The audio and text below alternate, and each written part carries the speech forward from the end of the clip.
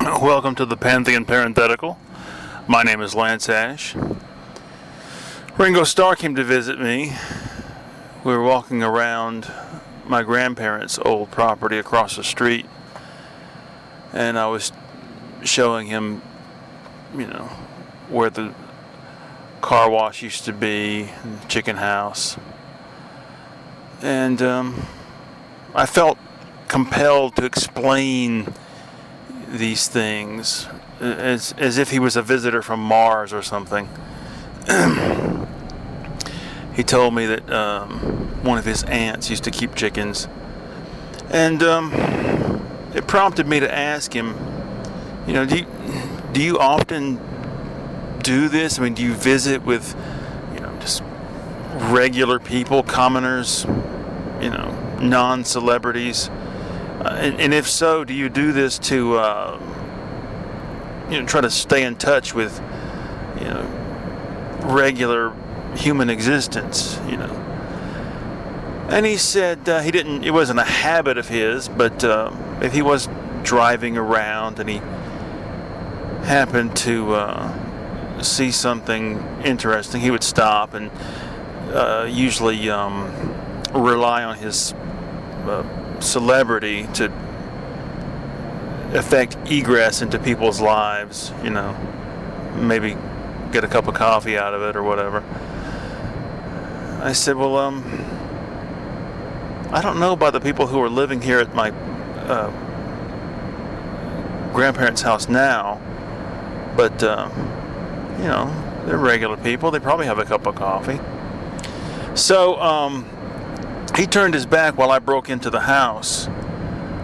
In the old days when my grandparents lived there, they usually kept the door open, even when unlocked, even when they weren't at home. Many times I would go to visit them and just walk in the back door. I don't think anybody ever used the front door. But the new residents had locked the place up. So I kicked in the back door, rummaged around, made a pot of coffee. By the time I came back out, Ringo was gone. I feel, secure, feel safe just calling him Ringo and not Sir Richard or Mr. Starr. But yeah, he was gone, didn't say goodbye. And I'm left standing holding a cup of coffee. So I went back into place, added some milk because I can't stand drinking boiling hot coffee. And then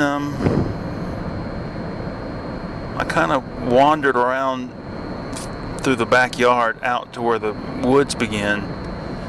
And there was a pile of wreckage out there.